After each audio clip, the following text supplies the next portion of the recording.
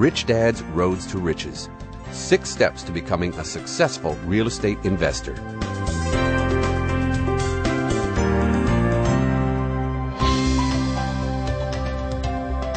Hello, this is Robert Kiyosaki, and I am the author of the book Rich Dad, Poor Dad. For those who may not have read the book, I'll quickly go into the story of my rich dad and my poor dad. My real dad was the head of education, very high-paid government official. I call him my poor dad simply because no matter how much money he made, how many college degrees he received, and how many pay raises he made, at the end of every month he was poor. So that's why I call him my poor dad. My rich dad said this: money does not make you rich. It's financial education that makes you rich. So I'm very happy today to be doing this project on the subject of investing in real estate. So before I get into the program, I'd like to reiterate a point. The property doesn't make money. It's what you learn that makes you rich. And the reason most people don't become successful, I don't care if it's real estate, stocks, bonds, mutual funds, or business, or in life in general, is the reason for that is because they have excuses. So some of the more common excuses I hear is I have no money. Well, I started with no money. And the reason I have money today is because I didn't have any money. And not having money caused me to think creatively, learn how to become an investor. So having no money is a weak excuse. The beauties of real estate is that sometimes a transaction in a real estate deal takes a lot longer than a stock or mutual fund, where it takes a split second to buy, let's say, a stock. Sometimes it might take me a year to buy a piece of property. But the beauty of property is, if done well, that income will come in every month on a regular basis, and that gives you more time. The next thing is no education. Reality is here, most people don't have the education for the 6-step process either. So what you'll be learning is that education, and I learned everything I needed to learn on the streets and not in the classroom. I'm too old. That's really a bad excuse because, we're all getting older, regardless of how old we are. Or I hear other people say I'm too young. The point here is this. My rich dad said to me, excuses are the words that come from the loser in you. And too often times people use their excuses as reasons to not be successful. A winner uses the excuses to make themselves richer. And I want to make that point because it's like wealth and health are very similar. I could get up and say, well, I don't have time to go to the gym. I don't have money for the gym. I'm too tired. I have to go to work and all that. So wealth and health are very similar. The people that are healthiest and wealthiest don't let excuses run their lives. So I'll repeat what I said again. Excuses are words that comes from the loser in you.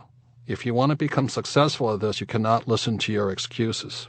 The next part is this. People say investing is risky, and it is true, especially if you lack education, but more importantly, experience. That's why step 1 of the process is most important, because the more education and experience you get, the less risk it takes. So my point is this. Start small. Don't go for a major big deal. Buy at least 10 small deals so you gain some education and some experience. The next point is this. Stay close to home. One of the mistakes I made with my first transaction is I bought my first piece of investment property on an island far away. That meant when I had problems, I had to catch a plane to go over there and take a full day to get there. So I highly recommend people, when you're starting out, start small and invest close to home.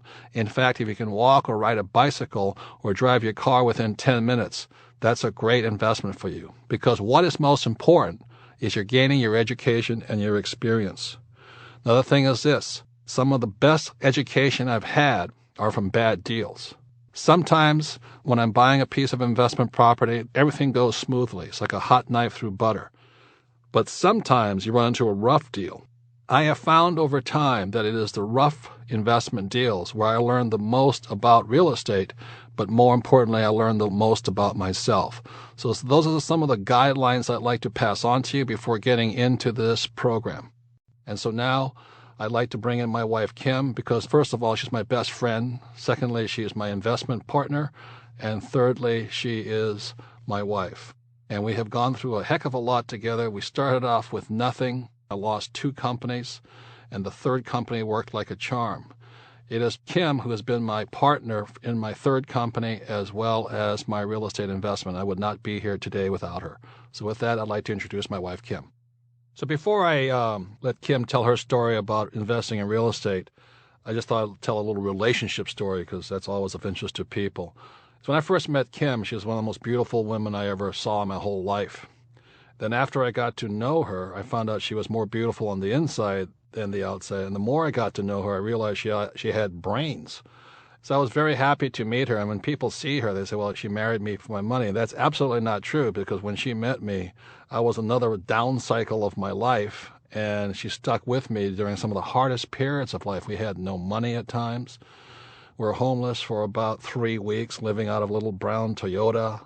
And the beauty of the whole thing was that she stuck with me and had confidence, and I would not be here without her. So not only does she have beauty inside and outside, she has brains, but she had courage to stick it out. So I'm really honored to have her as my life's partner. So with that, Kim, what do you want to say about real estate? Thank you, Robert, for that very heartfelt introduction. It's true. Thank you. I know you remember our first date in 1984. Very well. February 1984. And you asked me the question, what is it I want to do with my life? And I said, I want to build a business. I want to run my own business. And I had no role models, no mentors around me to do that. You said, I'll teach you what I know. And you began to teach me at that time, I didn't know, but it was based on Rich Dad's principles, how to build a business. And we became business partners shortly thereafter. And we fell in love in the process. And we fell in love. And then 5 years later, 1989, you said to me, it's time now we start investing. And I said, what's that? I never had investors around me. I didn't know what investing was. And you started talking about real estate investing. And I had absolutely no experience. I knew nothing about the subject, and I didn't know where to begin.